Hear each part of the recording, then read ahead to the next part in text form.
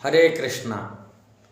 आज ये वीडियो में आप लोगों को बताने के लिए चाहूँगा भगवान की माया क्या है, हम लोग कैसे संसार में रहते हुए सुखी हो सकते हैं, कैसे मानसिक तनाव से बच सकते हैं, हम लोग एक शांति का मार्ग कैसा चुन सकते हैं। ये सभी चर्चा इसी वीडियो में के माध्यम से करने के लिए जा रहा हूँ, इसलिए आप ये वीडियो को पूरी तरह की देखना है। हम लोग को शांति के मार्ग जैसा प्राप्ति कर सकते हैं। पहले मैं आप लोगों को कहते भगवान की माया जो है नहीं उसको मान लेना है बोले, इसको माया कहते हैं। और ये माया बड़ा ही प्रबल होता है, हम लोगों की समझ में नहीं आता है किस प्रकार भगवान की माया हमको लोग को नचा रहा है। 3 गुण की सत्वगुण, रजगुण, तमोगुण, ये माया से हम कैसे प्रभावित है हम लोग समझ नहीं पाते। किंतु भगवान की बहुत विशेष कृपा है, माया को से बचने के लिए भगवान बोलते मेरा शरण में जो आ जाता है वो माया से बच जाता है।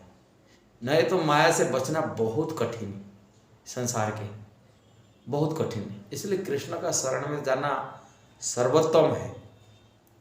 दैवी ऐसा गुणमयी मम माया दुरतया मामे वो जे प्रपदिंदे मायाम तम तरंती। ये दैवी माया गुण त्रिगुणात्मक माया से थी पार होना कठिन है, किंतु कृष्ण बोलते हैं मेरा शरण मामे वो एकमात्र मेरा शरण में जो आ जाते हैं, अन्यान भाव से भक्ति कर लेते, कृष्ण के भजन कर लेते, हरे कृष्ण कृष्ण कृष्ण हरे हरे, हरे राम राम राम हरे हरे, गुरु आचार्य के निर्देशना में नाम जप करना, कृष्ण के भक्ति जैसे शास्त्रिक विधान अनुযাयी भजन करते हैं, तभी कृष्ण की कृपा से ही हम लोग को माया को समझ पाएंगे और माया से बच पाएंगे। बड़ी माया क्या है, विडम्बना। देखिए आप लोग देखे होंगे, हम लोग अपने किया गया कर्मों को फल को भोग रहे हैं इस संसार में। अच्छे कर्म करते अच्छे फल मिलता है, बुरा कर्म करते बुरा फल मिलता है। अच्छे कर्म फल तो हम भोगने के टाइम में लोग को कभी इनकार नहीं करते, हमको अच्छा मिल रहा है ये सब चीज़ नहीं करते। किंतु जो बुरी चीज़ पड़ जाए, दुख मिलता है, कष्ट मिलता है, तभी बोलते ये हमको करा रहे हैं, ये हमको दुख दे रहा है, हम दूसरी के ऊपर दोषारोपण करते हैं। ये बड़ी माया है।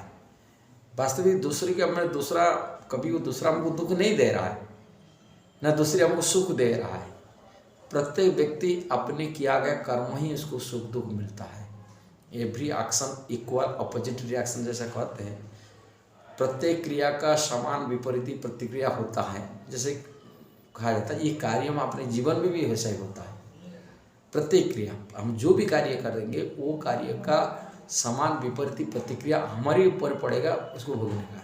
सुख की कर्म अच्छे कर्म करेंगे, सकाम जनता कर्म करते, शास्त्र विधान कर्म करते, यदि करते हम उसको भी भोगना पड़ता है। और यदि हम बुरा कर्म विकर्म करते हैं, वो विकर्म का फल मध्य भी हमको कष्ट झेलना पड़ता है। दूसरा कोई हम नहीं दे रहा है। इसी जीवन कर्म फल हो कि पिछला जीवन कर्म फल हो, जिसको प्रारब्ध कहा जाता है। इसलिए हम लोग को समझना चाहिए जो भी हम लोग को हमको सुख दुख मिल रहा है या अपने किया गया कर्म, यदि हम इसको स्वीकार कर लेते तभी जीवन में सुख की रास्ता, सुख की मार्ग भी मिल जाता है। अब भगवान धाम को जाने के लिए पात्र बन जाते हैं। हम लोग को भगवान के चरण को प्राप्ति करना, कि भगवान के धाम को जाना, वैकुंठ को प्राप्ति करना या संसार से मुक्ति प्राप्ति करना, ये सभी हम प्राप्ति हो सकता है यदि अपने किया गया कर्म को हम उसको सहते हुए भगवान के भजन में लग के जाते, कृष्ण के नाम गुण लीला में शामिल हो जाते, अपने को भगवान की कथा में लगा देते, भगवान के नाम जप में लगा देते, भगवान की सेवा में लगा देते, भक्ति में लगा देते अपने जीवन को। हम भगवान धाम को जाने का एक पात्र, योग्य पात्र बन जाते हैं। यही है तरीका है। कि बड़ी विडम्बना है संसार हम देखें, हम लोग देखते हैं ये माया की प्रभाव कैसा पड़ता है। हम लोग कभी भी नहीं स्वीकार करते ये हमारे किया गया कर्म हमको सुख माने दुख मिल रहा है। हमेशा हम दूसरी ऊपर दोषारोपण करते, ये इनकी कारण से हमको दुख मिला, ये तकलीफ दे रहा है, ये कष्ट दे रहा है, ये परेशानी कर। जब कष्ट मिलता है किसी के माध्यम से, वो कष्ट वास्ते उनके माध्यम से नहीं मिल रहा है, हम किया गया कर्म है उनको कभी जीवन में दुख दिया था, वो पुण्य हमको रिटर्न मिल रहा है।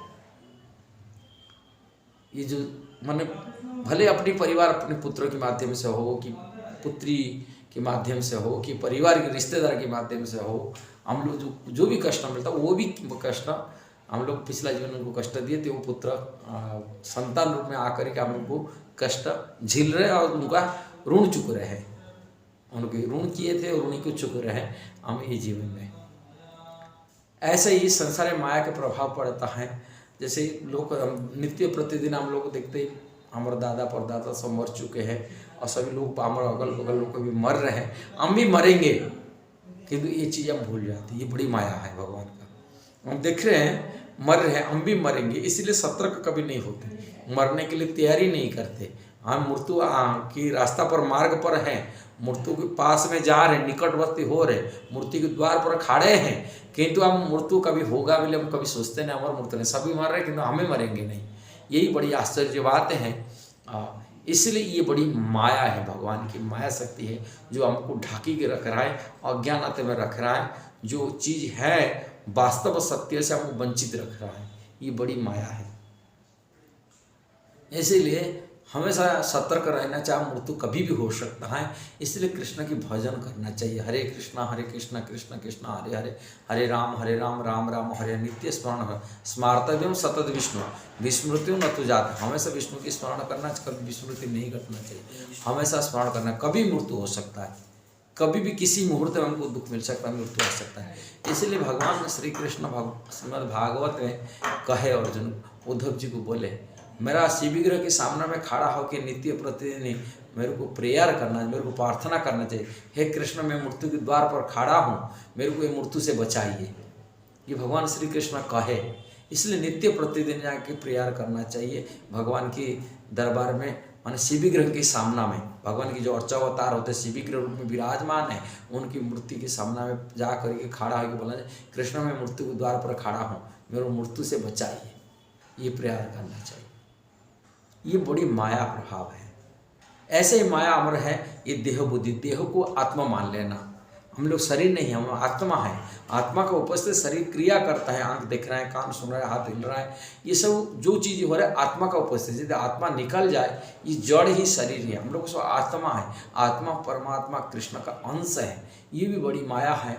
हम लोग को कृष्ण के अंश होकर कृष्ण का सेवा करना चाहिए, कृष्ण की भक्ति में करना चाहिए। इसको छोड़ करके हम संसार के कार्य में इतना तल्लीन होते हैं, संसारी कार्य करें, हम जिनकी हैं उनकी सेवा ना करके हम लोग दूसरी की सेवा, दूसरी कर्तव्य को बड़ी महत्व देते, उसको महत्व देते हैं दूसरी कर्म को।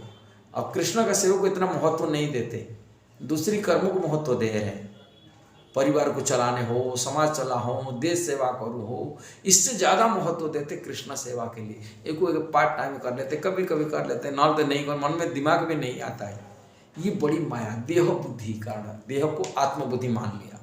ये शारीरिक जो यहाँ पर जन्म होता है उसे जन्मभूमि मान लिया, जिस परिवार में जन्म हो वो परिवार को मान लिया। ये सब माया है, भगवान की माया प्रभाव डाल के रख रहा है, भ्रम में डाल रहा है। ये हमको अज्ञानता में डाल के रखा है, ये माया है।